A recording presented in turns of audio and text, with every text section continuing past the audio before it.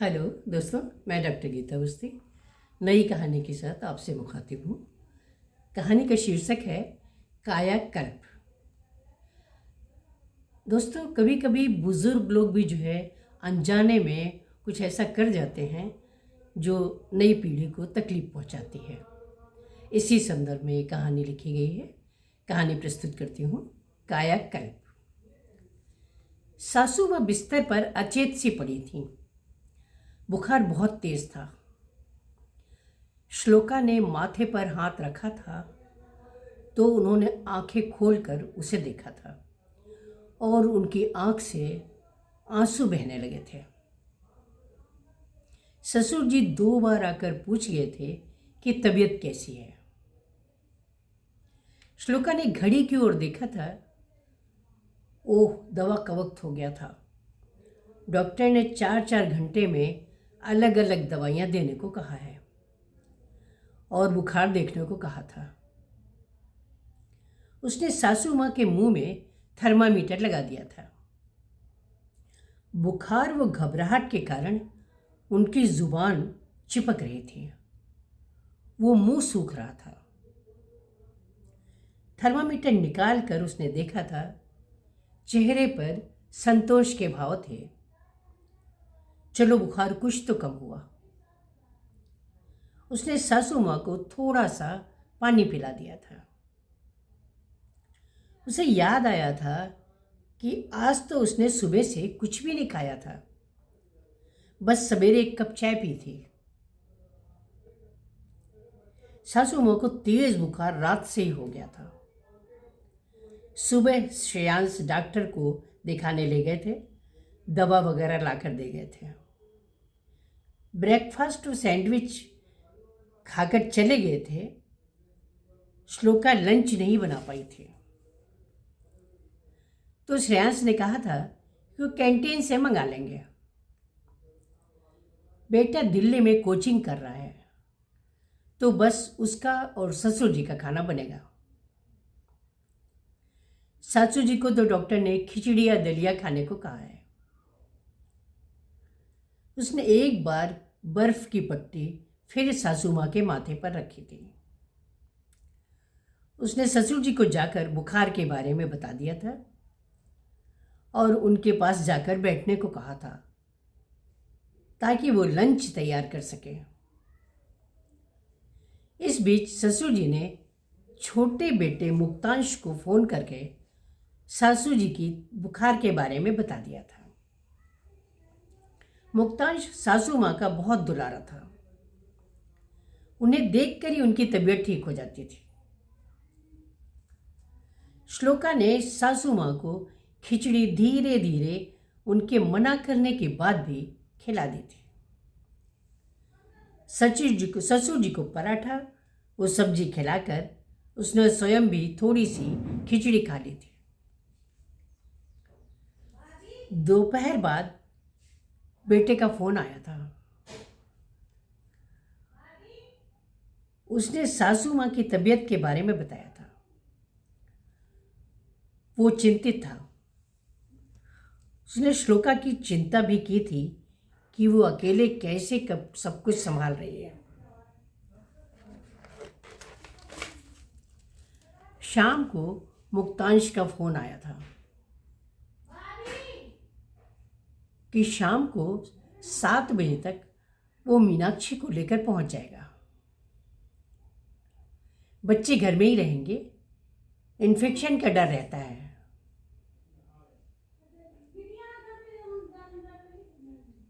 ससुर जी ने फोन रख दिया था। वो सासू माँ को बता दिया था। सासू माँ की बंद आंखों से 2 बूंद आंसू गिर गए थे। ऑफिस से आकर श्रेयांश सीधे सासू माँ के पास गए थे। माथे पर हाथ रखकर पूछा था, कैसी हैं माँ आप? सासू माँ ने मुस्कुराकर धीरे से सिर हिला दिया था। शाम को बुखार 100 डिग्री तक आ गया था। सासू माँ भी तकिए के सहारे बैठकर एप्पल व दूध ले रही थी। श्रेयांश व ससुर जी वहीं बैठे बैठे चाय पी रहे थे। तभी मुक्तांश की कार आ गई थी। मुक्तांश और मीनाक्षी उतरकर सीधे माँ के पास गए थे। मीनाक्षी ने कहा था, आप ठीक तो है ना माँ? मुझे तो सुनते ही बहुत चिंता हो गई थी, पर क्या करती, कंप्यूटर क्लासेस बंद नहीं कर सकती थी। और फिर मुक्तांश का ऑफिस मार्च में है ना, छुट्टी भी नहीं मिलती। बच्चे भी स्कूल से 4 बजे आते हैं। बच्चों को दूध बिस्किट देकर आई हूँ। आज रात के लिए पिज़्ज़ा पैक करवा लूँगी, सब खुश हो जाएंगे। श्लोका ने कहा था, अब सासू माँ के पास सब बैठे हैं, मैं अभी खाना बनाती हूँ, तुम लोग खाकर जाना, वो बच्चों के लिए पैक कर दूँगी। मीनाक्षी ने कहा था, आप परेशान मत होइए।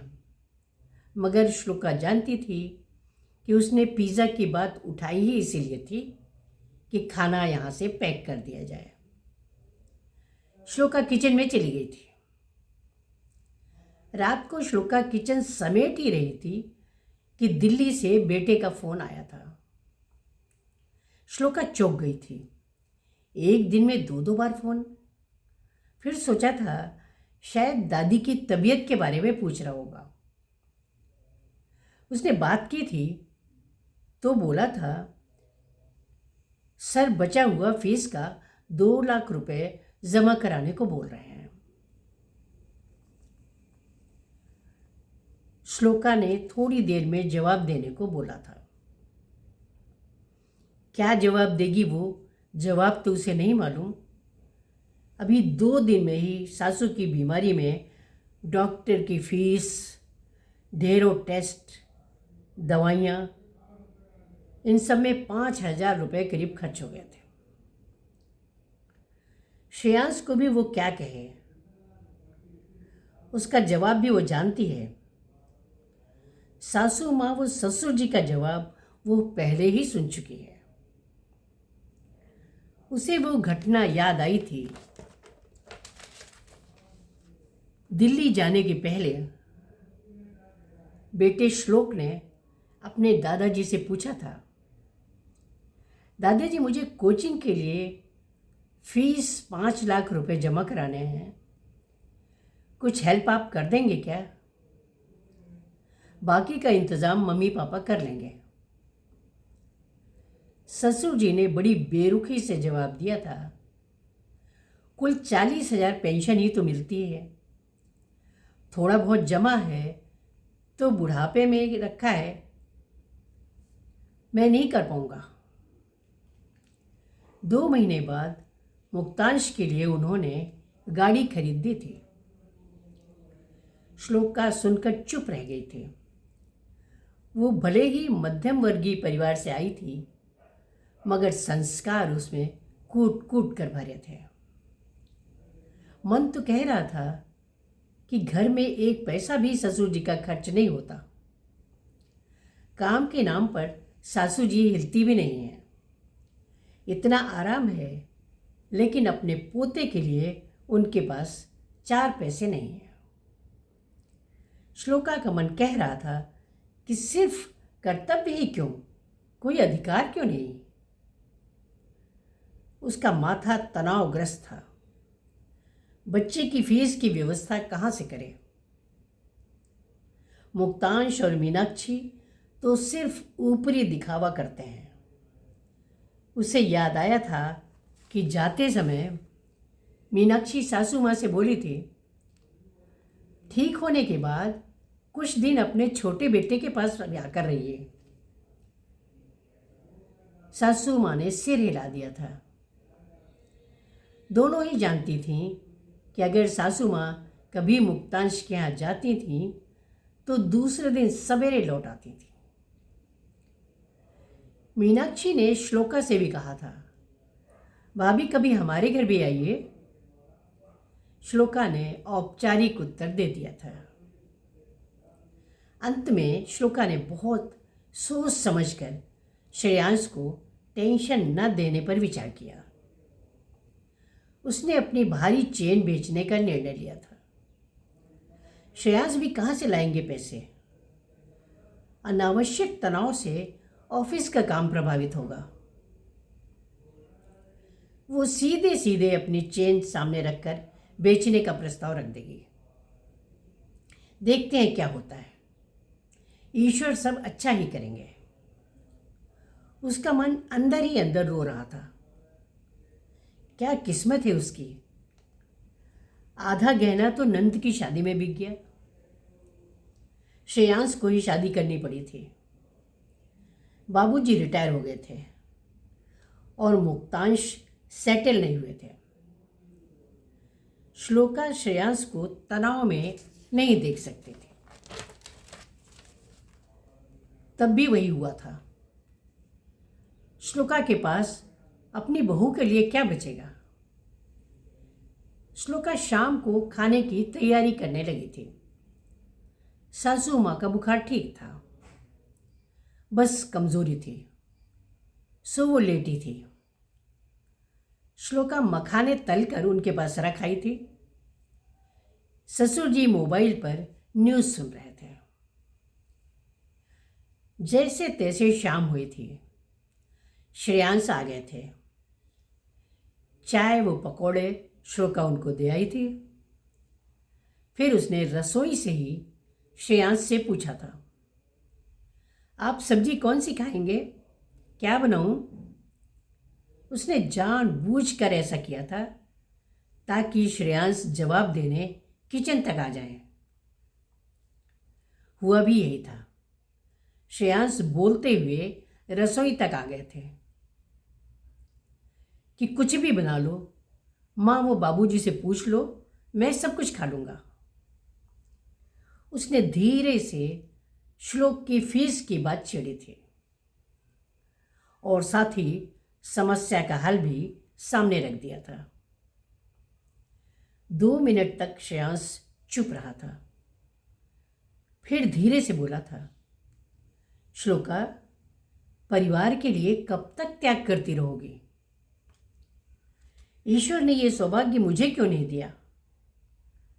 मैं जानता हूं कि अगर मैंने लोन लिया उसका ब्याज चुकाने में ही हर महीने एक बड़ी धनराशि चली जाएगी। श्लोका ने पटाक्षेप करते हुए कहा था, हम तुम क्या अलग हैं? तभी ससुर जी की आवाज गूंजी थी, क्या बात है, तुम लोग मुझे कुछ क्यों नहीं बताते हो?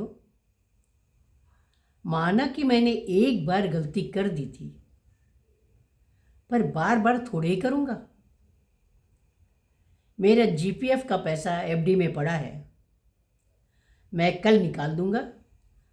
तनाव छोड़कर आराम से सो जाओ।